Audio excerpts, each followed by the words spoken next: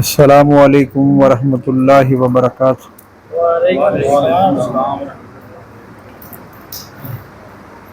الحمد للہ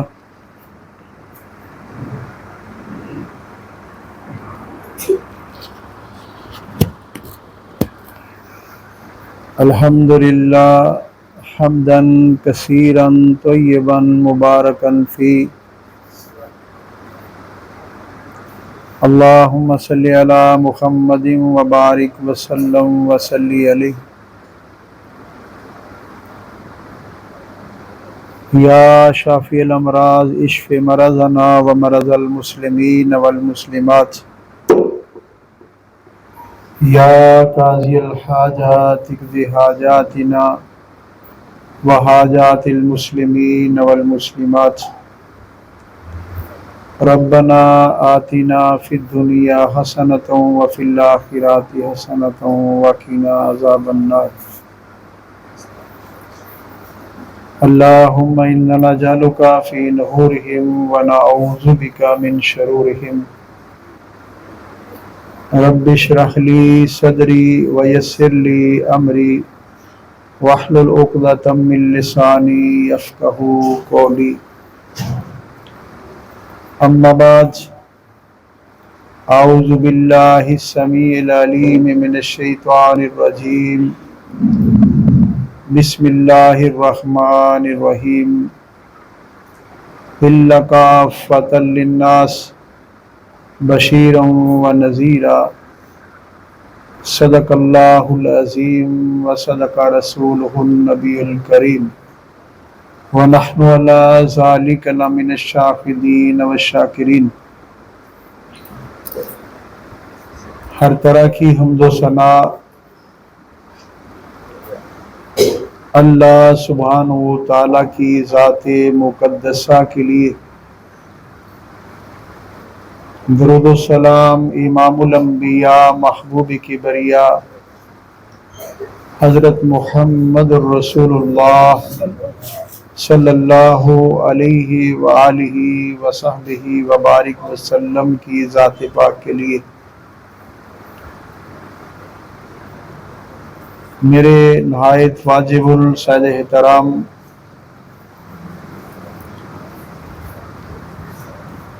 حضرت مولانا حافظ رضوان حفیظ حفظہ اللہ،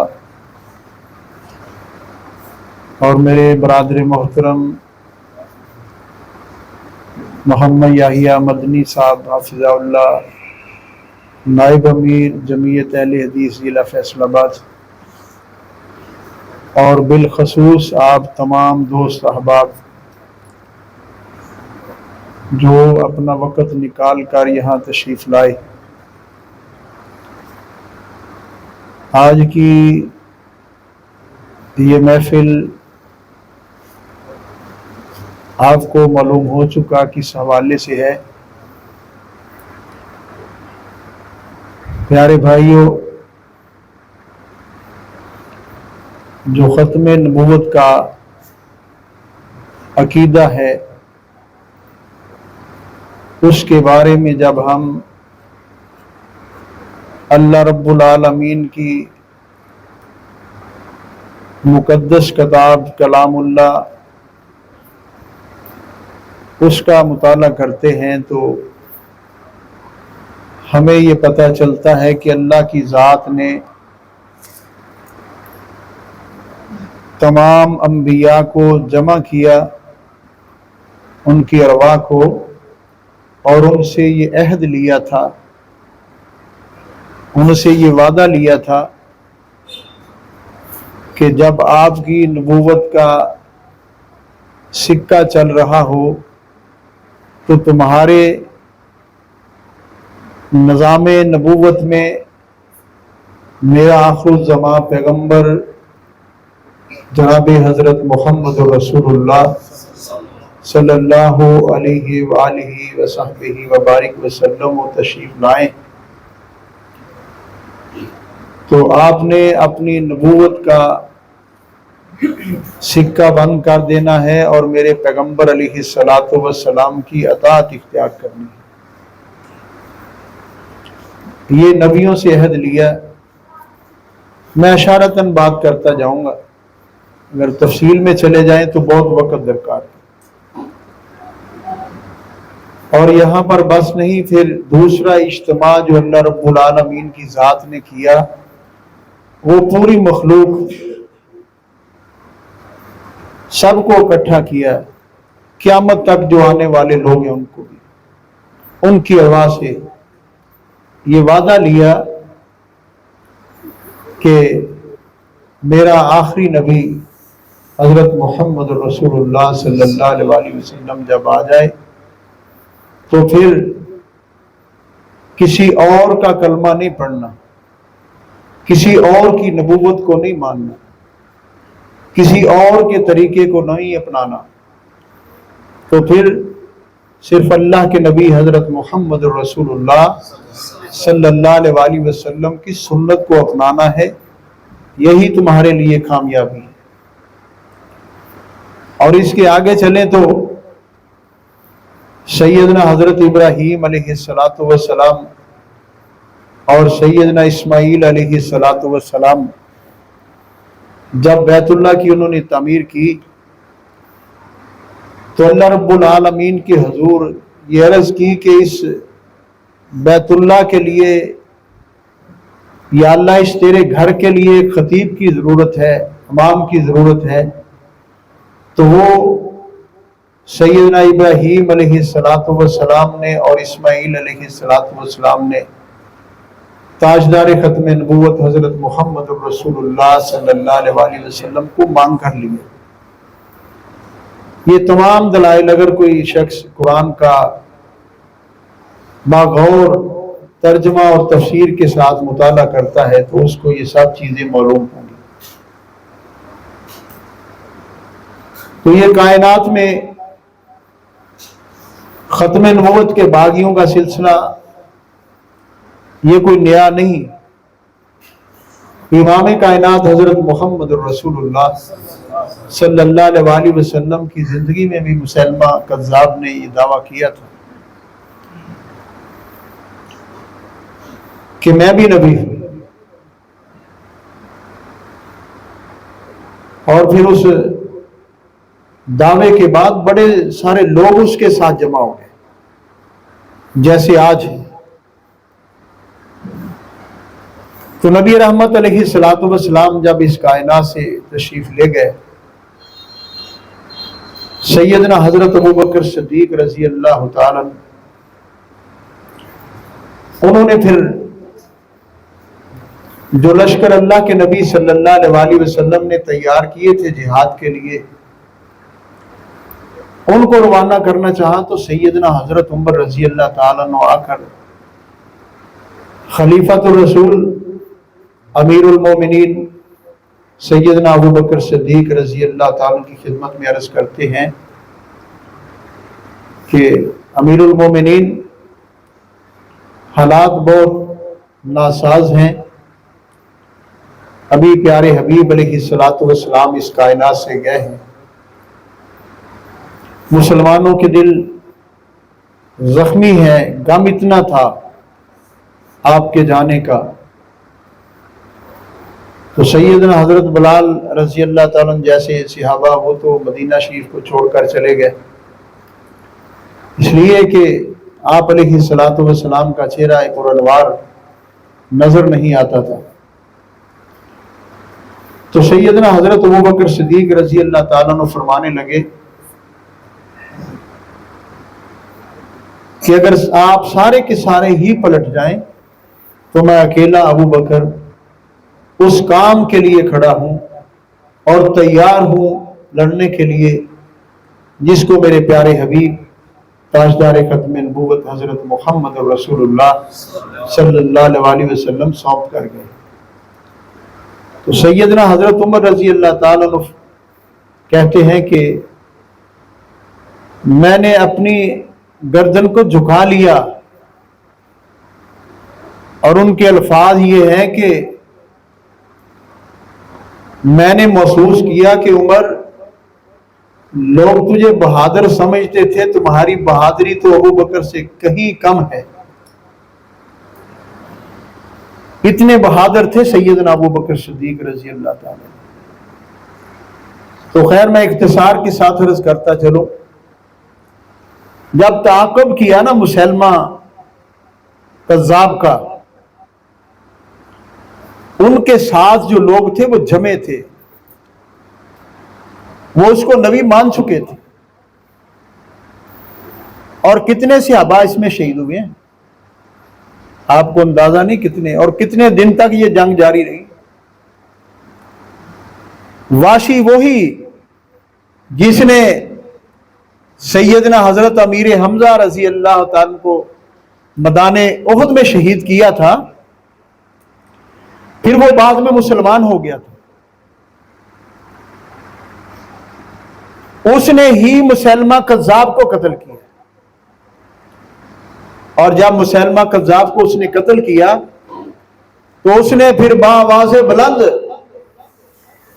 یہ پکار کر کہا، اے کائنات کے لوگوں جو میری آواز سنتے ہو، مجھے معلوم ہے کہ میں نے اپنے ہاتھوں سے ایک اچھے انسان کو قتل کیا تھا، سیدنا حضرت حمزہ رضی اللہ تعالیٰ کو شہید کیا تھا، لیکن یاد رکھیں سارے اغوا ہو جائیں، آج میں ایک سب سے بدترین کائنات میں جو شخص ہے اس کا بھی قاتل ہوں، اور مجھے یہ فخر ہے کہ آج میں ایسے بدترین اور ذلیل ترین انسان کا جو کذاب ہے، جھوٹا ہے، بے ایمان ہے، میں آج اس کا قاتل ہوں۔ یہ ختم نبوت کا مسئلہ آج نیا نہیں چلا، تب سے صحابہ اکرام رضوان اللہ اجمعین کی قربانیاں موجود ہیں۔ آج تو ہم تھوڑا سا قانون کا حرکت میں آنا دیکھتے ہیں تو ہم مسجد سے نماز پڑھنا بھی چھوڑ دیتے ہیں۔ وہ تو لوگ شیشہ پلائی ہوئی دیوار تھے، انہوں نے اپنی جانوں کے نذرانے پیش کیے ہیں، خون کا آخری قطرہ تک بہایا، آخری قطرہ تک۔ یہ ہم سمجھتے ہیں کہ اس گلشن میں، چمنستان میں ویسے ہی بہار آئی، نہیں، یہ ویسے بہار نہیں آئی، ان میں بہت بہت برگزیدہ ہستیوں کی خون شامل ہے، پسینہ شامل ہے، ان کی دولت، ان کا مال، ان کا وقت، ان کی اولاد، سارا کچھ شامل ہے، پھر یہ بہار آئی ہے۔ یہ چمن میں ویسے ہی بہار نہیں آئی۔ ختم نبوت کا جو عقیدہ ہے ہمارے لیے، وہ سب سے اولین ترجیحات میں شامل ہے۔ جو شخص بھی لا الہ الا اللہ محمد رسول اللہ پڑھتا ہے، اس کے لیے سب سے اولین ترجیحات میں ختم نبوت کا عقیدہ شامل ہے۔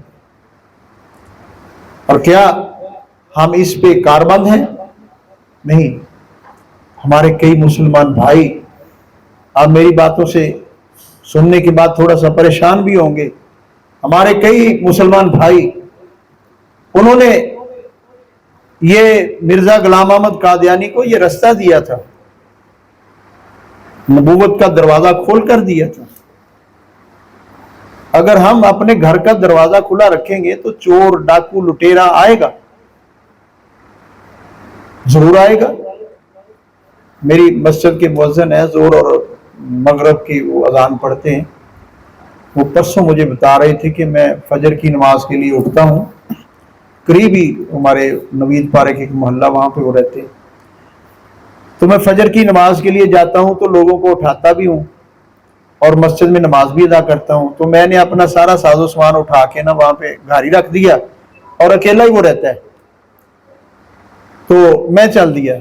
جب میں واپس گھر لوٹا فجر کی نماز پڑھنے کے بعد، تو میرے گھر میں جو رقم تھی تھوڑی بہت، وہ 28,000 تقریباً بتلاتے تھے، وہ بھی غائب، استری بھی غائب، فلاں بھی غائب، فلاں بھی۔ میں نے کہا آپ نے تالا نہیں لگایا تھا؟ نہیں، تالا لگا کے گیا تھا۔ تو سامان کہاں پہ رکھا تھا؟ کہتا وہ میں چارپائی پہ چھوڑ کے آ گیا تھا۔ تو چور نے تو لے کر جانا ہی تھا نا، آپ نے اس کا بندوبست نہیں کیا تھا، کیونکہ پیغمبر علیہ الصلوۃ والسلام نے فرمایا ہے کہ آپ جب اپنے اونٹ کو چھوڑیں تو پھر اس کا گوڑا باندھیں، اس کی ٹانگ کو باندھیں، پھر اس کو چھوڑیں، پھر اللہ کے سپرد کریں۔ اور ہمارے ہاں 50,000 کی، 1,00,000 روپے کی موٹر سائیکل لے لیتے ہیں، 500 रुपए का ताला नहीं लेकर लगाते और 200-400 की लाइट नहीं लगवाते, है ऐसे कि नहीं? तो ये बात ज़िम्नन आगे मैं इसलिए कर रहा हूं कि पहले हमने अपने दरवाजे को बंद करना है, अपने साजो सामान की हिफाजत के लिए, फिर हमने उसको अल्लाह के सुपुर्द करना है। हमारे पास ना लाख होता है, कोई बात नहीं होती, हम अल्लाह के सुपुर्द करके चले जाते हैं, ये तरीका ठीक नहीं। मेरे प्यारे भाइयों, ऐसे ही खत्म नबूवत के जो दरवाजा था ना, उसको खोल दिया, खोल के लोगों ने उनको पेश कर दिया मिर्जा गुलाम अहमद कादियानी के यहाँ। तो उसने कहा ये तो बड़ी बात ही नहीं। आप कहेंगे आप क्या बात कर रहे हैं, किताबों में लिखा है ला इलाहा इल्लल्लाह शिबली रसूलुल्लाह, लिखा है, मौजूद है। कहते हैं ये तो बैत के लिए थी, नामने में लेना चाहता है, और लिखा है ला इलाहा इल्लल्लाह अशरफ रसूलुल्लाह, ला इलाहा इल्लल्लाह चिश्ती रसूलुल्लाह। ये वो दरवाजे थे जो खत्म नबूवत को गिराने के लिए खोले गए बर्रे सगीर पाको हिंद में। तब उसने कहा यह तो नबूवत का ऐलान करना ही कोई मुश्किल नहीं। आपको पता है आपकी ये मुश्किलात पाकिस्तान पे क्यों है? वहां पर आपके हुक्मरान खत्म नबूवत के बागी हैं, वहां के हुक्मरान सूद के हामी हैं, अल्लाह और उसके रसूल सल्लल्लाहु अलैहि वसल्लम के मुखालिफ खड़े हैं। ये अल्लाह से जंग है, ये पैगंबर से जंग है, ये शरीयत से जंग है। इस वजह से तुम्हारे हालात ये हैं, ये नहीं सुधरेंगे। जब तक हम नहीं सुधरेंगे, जब तक अच्छे हुक्मरान नहीं आएंगे, तब तक आप ये मत गमान करें कि आपके हालात बेहतर हो जाएं। अच्छा, आप ये बता दें मुझे कि जब से ये वबाल आया बिजली के बिलों का और ये गैस के बिलों का, जब से वबाल आया, आपकी मस्जिदों में हाजिरी ज्यादा हुई है या उतनी है? बता दें आप। नमाजियों की आई साहब कह रहे हैं उतनी। इसका मकसद ये है कि हमने अल्लाह के दर को छोड़ दिया है, पैगंबर की शरीयत को छोड़ दिया है, हम खत्म नबूवत के बागी हो गए। अगर बागी ना होते तो फिर पैगंबर अलैहिस्सलातु वस्सलाम ने तो तरीका हमें बतलाया था। जब आपने बदर का मार्का पढ़ा होगा तो पैगंबर अलैहिस्सलातु वस्सलाम की आपने सीरत पढ़ी होगी, आपको पता होगा। अल्लाह रब्बुल आलमीन ने अपने कलाम मजीद में फरमाया नहीं, उजीबु दावतद दाई ज़दान फलियस्तजीबू ली वलियुमिनू बी लअल्लहुम यरशुदून, कि मेरे पैगंबर सल्लल्लाहु अलैहि वसल्लम इनको बतलाओ,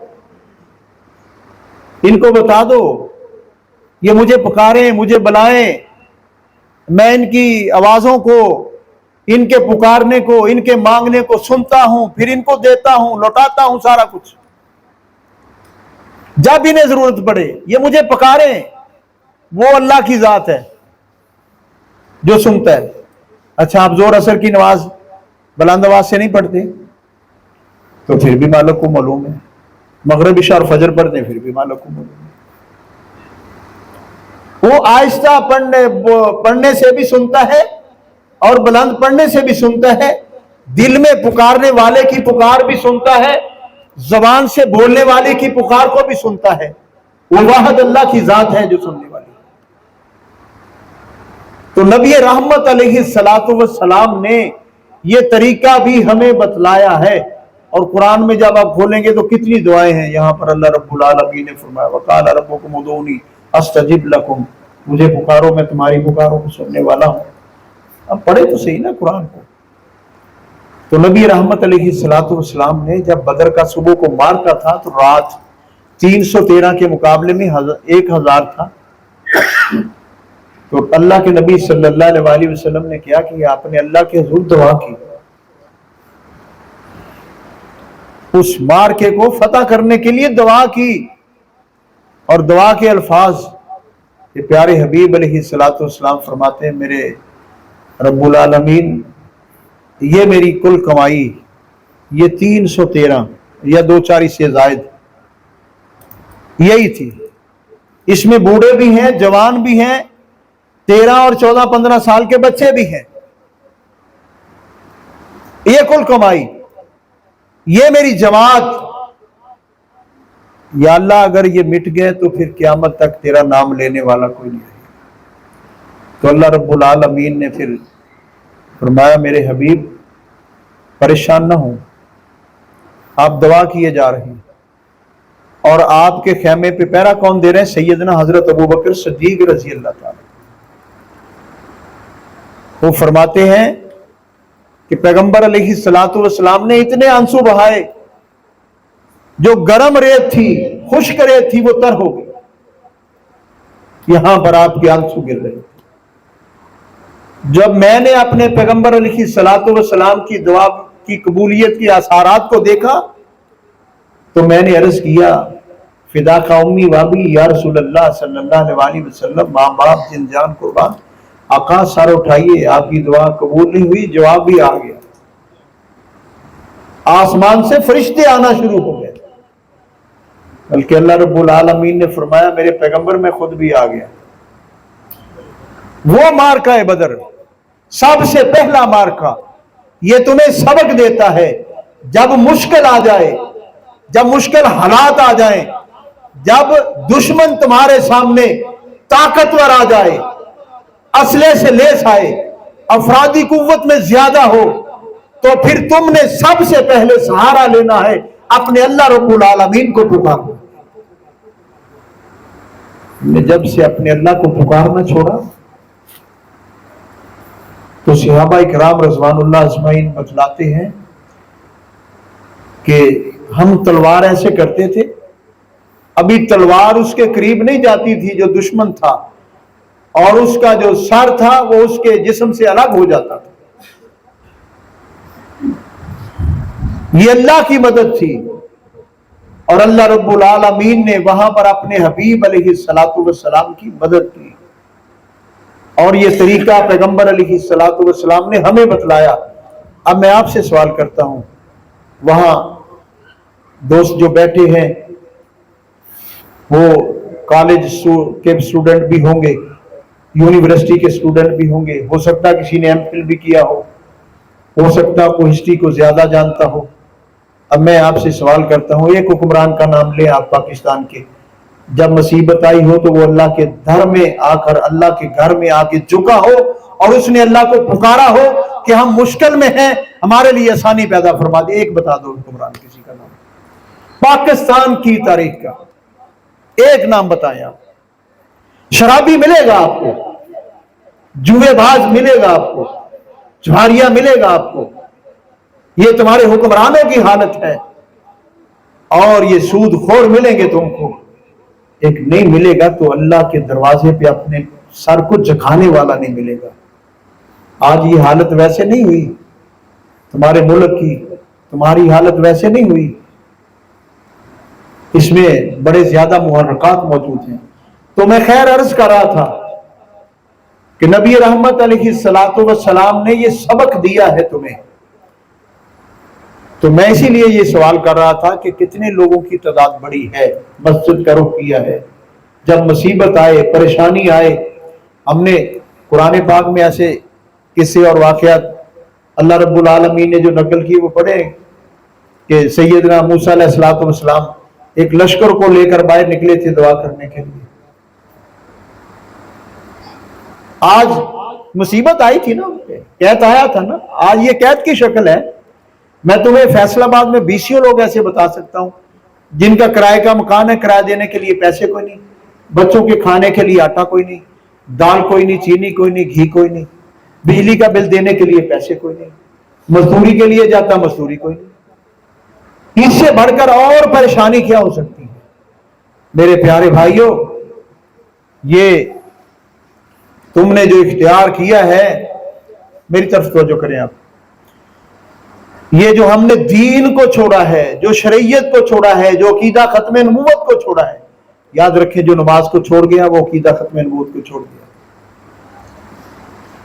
یاد رکھیں جس نے قرآن سے منہ پھیر لیا اللہ نے ان سے منہ پھیر لیا، جو پیغمبر کی شریعت کو چھوڑ گیا اللہ اس کو چھوڑ گیا۔ اور یہاں ہم بڑے پریشان ہوتے ہیں، ہمارے ہاں وہ 28 سال کے بعد وہ رٹ جو تھی سود کے خلاف 28 سال تک دبی رہی.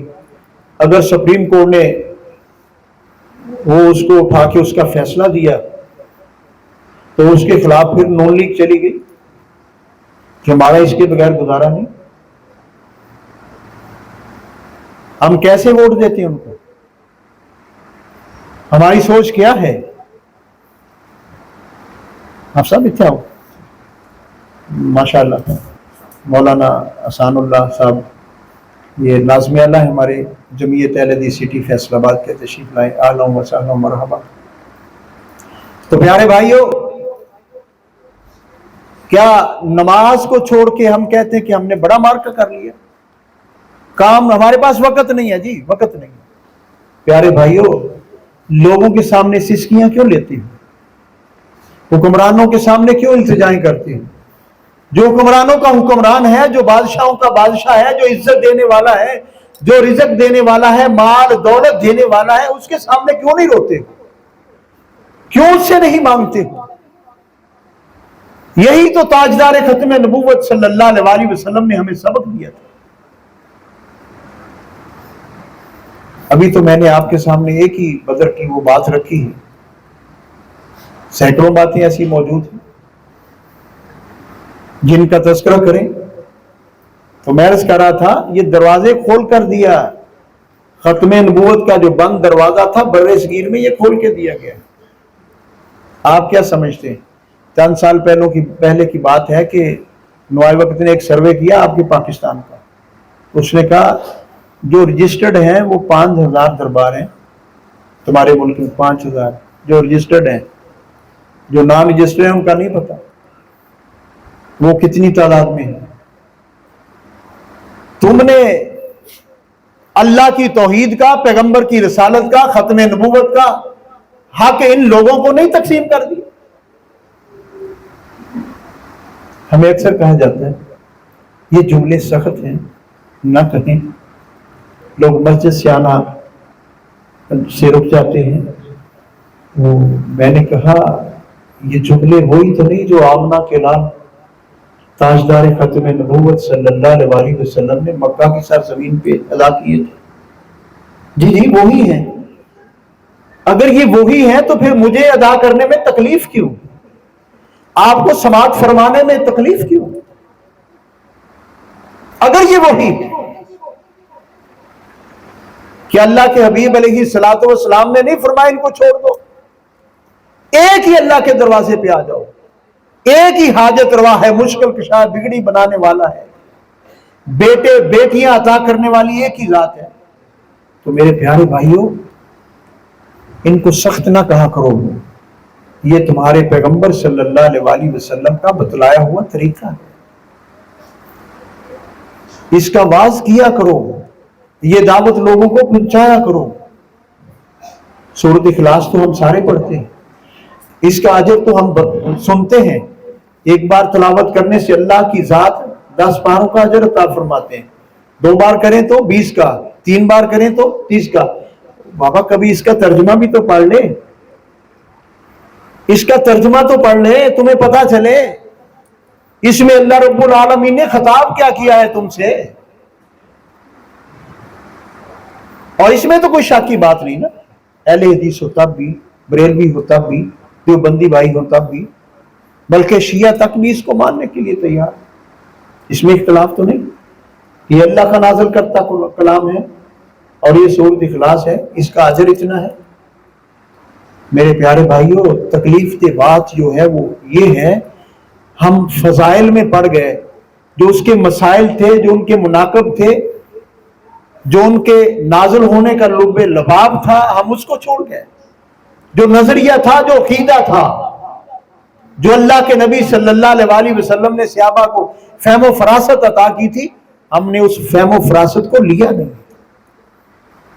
آج وقت یہ آپ سے تقاضا کر رہا ہے کہ ختم نبوت کے پاس بان بن کے، اور یہاں بر صغیر میں ہمارے مولانا محمد حسین بٹالوی رحمۃ اللہ علیہ، انہوں نے قادیانی مرزے کا مقابلہ کیا، ڈٹ کے کیا، اس کا پیچھا کیا، تعاقب کیا، ان کے پیچھے گئے. آپ اپنی ہسٹری سے واقف نہیں، پڑھیں آپ اپنی ہسٹری کو. اور چلتے چلتے مولانا ثناء اللہ امرتسری رحمۃ اللہ علیہ یا سرگودا میں وہ آرام فرما، ان کی کتابوں کا مطالعہ کون کرے گا؟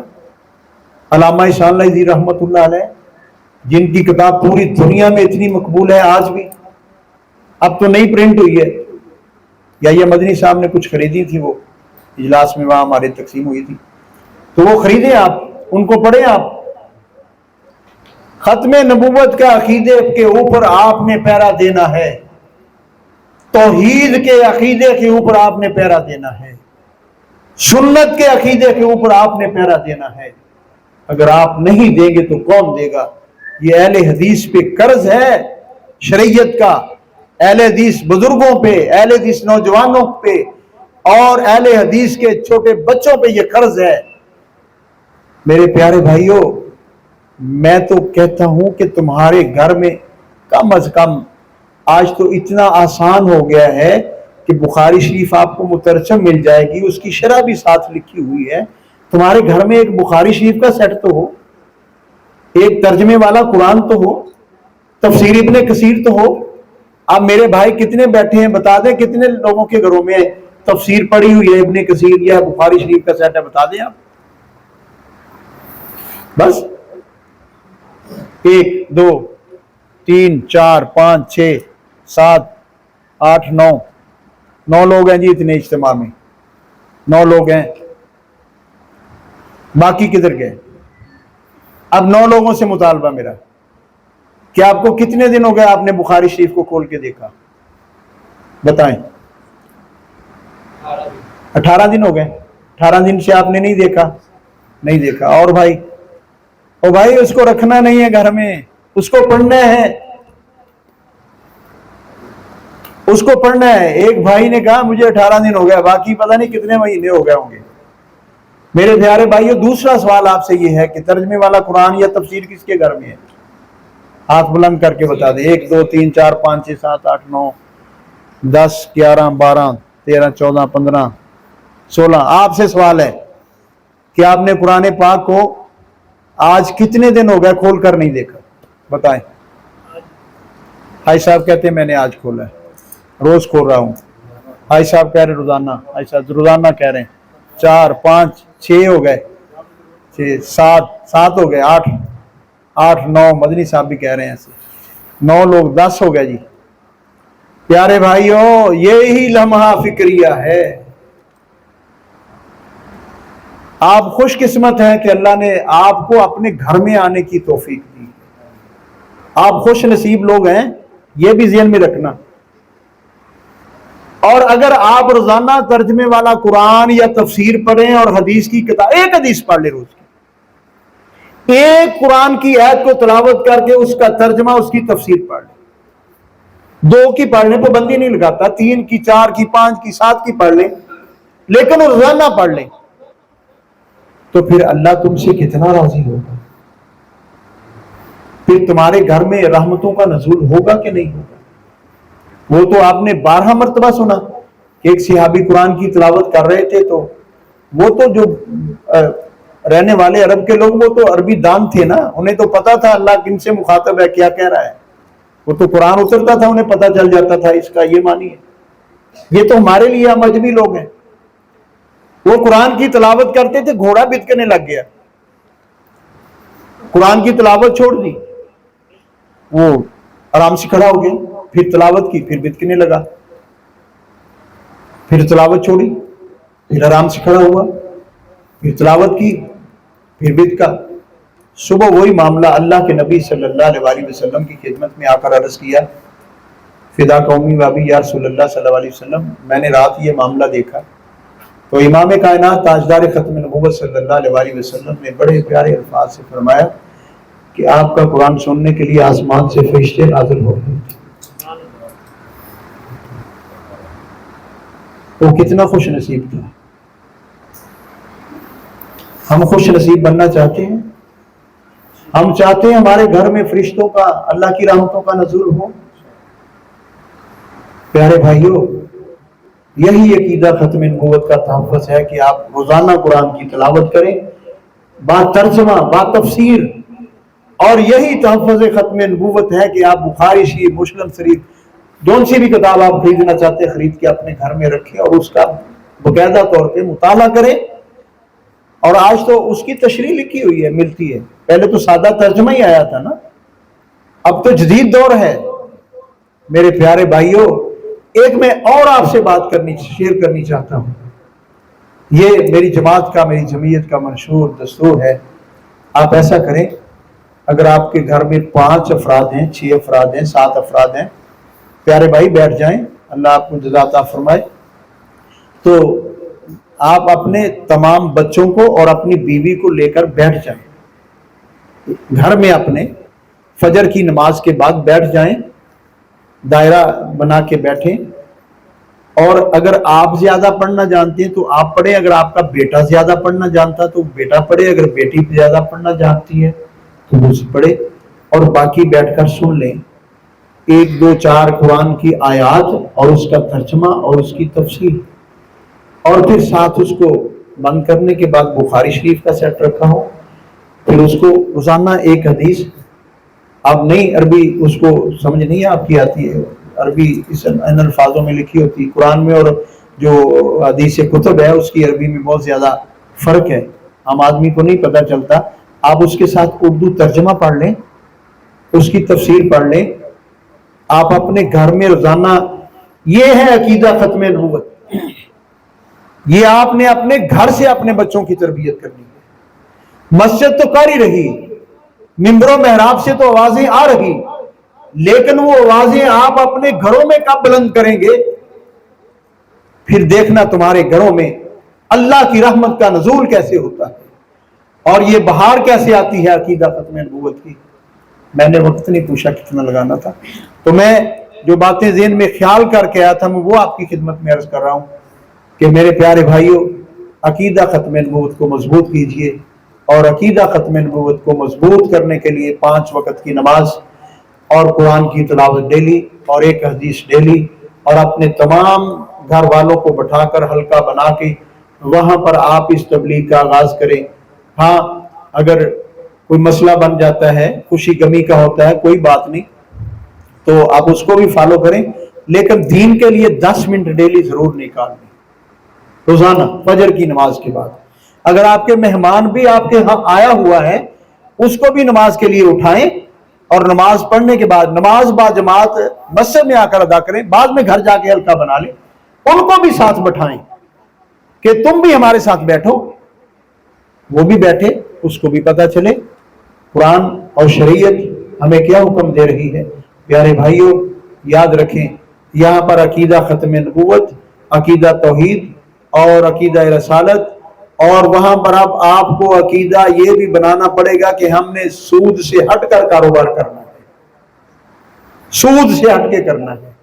حکمران کرتے ہیں وہ جائیں جہنم میں، حکمران کرتے ہیں اللہ ان سے پوچھے گا. دنیا میں بھی اللہ انہیں برباد فرمائے، آخرت میں بھی اللہ انہیں برباد فرمائے. جن لوگوں نے میرے ملک کو برباد کیا اللہ انہیں دنیا میں بھی رسوا کرے، آخرت میں بھی رسوا کرے. جن لوگوں نے میری قوم کا جینا دوبر کیا ہے اللہ انہیں دنیا میں بھی برباد اور رسوا کرے، ذلیل کرے، آخرت میں بھی کرے. ہم 75-76 سال سے ان کے لیے دعائیں مانگتے آ رہے ہیں. اب دعاؤں کی نہیں، بد دعاؤں کی ضرورت ہے. دعاؤں کا وقت گزر گیا، اب ان کے لیے بد دعاؤں کی ضرورت ہے. جنہوں نے تمہارے ملک کو لوٹا ہے، جنہیں تمہیں لوٹا ہے، تمہارے وطن کو برباد کرنے کی سازش کی ہے اور تمہارے ملک پہ ایسی جلگار کی ہے، اور یہ میڈیا بہت بڑا ذلیل کردار ادا کر رہا. کل تک یہ کہتا تھا کہ یہ عورتوں کو تحفظ دیا جائے، جی ان کی مرضی کے مطابق فیصلہ کیا جائے، میرا جسم میری مرضی کے مطابق فیصلہ دیا جائے. اب وہ پھانسی کے رزلٹ آنا شروع ہوئے، وہی میڈیا چیخ رہا ہے کہ اب اس کو کیسے روکا جائے. وہ خود ہی اس شراب کو لے کر آنے والے جب وہ امت آیا اب کہتے اس کو روکا جائے، بند باندھا جائے. یاد رکھیں ایک ہی حل ہے اس کا، قرآن و سنت میں حل اس کا موجود ہے. اگر قرآن و سنت میں اس کا حل آپ تلاش کر کے اس پہ عمل نہیں کرو گے تو کامیاب نہیں ہو سکتے. میرے پیارے بھائیو، آخری ریکویسٹ کرنے جا رہا ہوں آپ سے، آپ اپنے بیٹوں کا موبائل چیک کیا کریں، اپنی بیٹیوں کا موبائل چیک کیا کریں، ان کی واٹس ایپ چیک کیا کریں، ان کی فیس بک چیک کیا کریں، ان کے میسج پڑھا کریں. کہاں سے آ رہے ہیں، کیسے میسج ہیں، کیسا پیغام ہے، اس کی اٹیچمنٹ کہاں ہے، یہ آپ کی ذمہ داری ہے، ہر گھر کے سربراہ کی ذمہ داری ہے، والد کی ذمہ داری ہے، والدہ کی ذمہ داری ہے۔ اگر آپ اپنے بیٹی کا اور بیٹے کا موبائل چیک نہیں کرتے، اگر وہ غلط لائن پہ چل پڑا، اس کا رزلٹ اچھا نہیں ہوگا، یہ ممبر و محراب آپ کو بتا رہا ہے کہ آپ نے چیک کرنا۔ اگر نہیں کیا، آج سے اپنا چیک کرنا شروع کر دیں، ان کا چیک کریں یہ بیلنس کدھر کا، آپ نے نیٹ لگوا دیا، آپ نے کبھی نہیں پوچھا بیٹی اور بیٹا 3 گھنٹے موبائل پہ کیا دیکھتا ہے، کس کو میسج کرتا ہے، کس کے میسج پڑھتا ہے، کن سے رابطہ ہے۔ اگر نہیں کیا، آپ کرنا شروع کر دیں، رزلٹ تو سامنے ہے، سامنے آپ کے بیٹے بھی بھاگ رہے ہیں، بیٹیاں بھی بھاگ رہی ہیں۔ یہ پیغام آپ تک ممبر و محراب پہنچا رہا، کل اللہ کی بارگاہ میں آپ نہیں کہیں گے کوئی بتلانے والا نہیں آیا تھا۔ میرے پیارے بھائیوں، یہ آپ سے ریکویسٹ ہے، اور میرے بیٹے، میرے نوجوان بھائی یہاں بیٹھے، میں ان سے ریکویسٹ کرتا ہوں، میرے پیارے بھائیوں، دیکھنا کسی کے ساتھ غلط لنک نہ رکھنا، کسی خواتین کے ساتھ اپنا تعلق نہ جوڑنا، نقصان ہوگا، رسوائی ہوگی، اس سے بچ جانا۔ اپنے والدین سے اگر شادی کی ضرورت ہو تو مطالبہ کر لینا، یہ جائز ہے۔ ہاں، اگر آپ رشتہ داروں میں کسی جگہ پہ شادی کرنا چاہتے ہیں، اپنے باپ سے کہہ دینا، یہ جائز ہے۔ اپنی والدہ سے کہہ دینا جائز ہے، مطالبہ کرنا جائز ہے، لیکن یاد رکھنا بھاگ سے نکاح نہ کرنا، بھاگ کے کورٹ میرج نہ کرنا، ایسی علت نہ آئے، ایسے ماحول نہ بنے۔ یہ ماحول آج ملک میں خرابیاں پیدا کر رہا ہے، رشتہ داروں کو توڑ دیا ہے۔ بزرگوں کے وہ نظام کہتے ہیں یہ تو آپ کے پرانے نظام ہیں، ہم پتھروں کے نظام میں چلے جائیں۔ اللہ کے بندو، جن پتھروں میں وہ عالی شان نظام امام کائنات علیہ السلام لے کر آئے تھے، ہم اسی کی تو بات کرتے ہیں آپ سے۔ وہی خوبصورت نظام ہے جس نے تمہیں دنیا میں بھی سکون دینا ہے اور مرنے کے بعد قبر میں بھی سکون دینا ہے، اور جس نے کل تمہیں حشر میں بھی سکون دینا ہے۔ کیا میں اور آپ یہ چاہتے ہیں کہ جب ہمیں موت آئے تو ہماری زبان پہ لا الہ الا اللہ ہو؟ تو پھر قرآن و سنت سے تعلق جوڑ لیں۔ کیا میں اور آپ چاہتے ہیں جب ہم قبر میں جائیں تو اللہ ہماری قبر کو ٹھنڈا کرے، سلامتی والی کرے؟ تو پھر قرآن و سنت سے تعلق جوڑ لیں۔ کیا میں اور آپ چاہتے ہیں کل میدان محشر میں جب جائیں تو اللہ رب العالمین ہمیں پیارے حبیب علیہ السلام کے دستے پاک سے جامع حوض کوثر نصیب فرمائے؟ تو پھر آپ اپنے اللہ سے قرآن و سنت سے تعلق جوڑ لیں۔ کیا آپ چاہتے ہیں کہ کل قیامت کو اللہ رب العالمین کی ذات اپنے عرش کا سایہ نصیب فرمائے؟ تو پھر قرآن و سنت سے وابستہ ہو جائیے۔ کیا آپ اور میں چاہتے ہیں کہ کل نامہ اعمال جب ہمیں ملے تو ہماری سفارش کے لیے امام کائنات تاجدار ختم نبوت صلی اللہ علیہ وسلم ہماری سفارش فرمائیں؟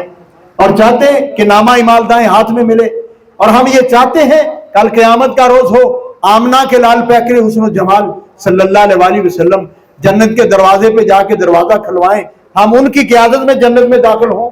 تو پھر قرآن و سنت سے اپنا تعلق جوڑ لیں، عقیدہ توحید درست کر لیں، عقیدہ رسالت درست کر لیں، اور عقیدہ ختم نبوت درست کر لیں، اور قرآن و سنت کی تلاوت اور حدیث کو سمجھ کر پڑھنے کی توفیق نصیب فرمائے اللہ کی ذات۔ اور جمعے کا خطبہ سننے کے لیے جب بھی آپ مسجد میں آئیں، پہلی اذان ہو جائے تو آپ مسجد کا رخ کریں، خطبہ شروع ہونے سے پہلے آپ سنتیں پڑھ کے آ کر مسجد میں بیٹھیں، یہ سب سے بہترین اول اور اعلیٰ درجے کا آپ کا انداز ہوگا، اور آپ کو ایک گائے کی قربانی کا ثواب ملے گا۔ اللہ رب العالمین جتنی باتیں میں نے عرض کی ہیں، مجھے بھی اور آپ کو بھی اللہ پاک عمل کرنے کی توفیق نصیب فرمائے۔ وآخر دعوانا ان الحمدللہ رب العالمین۔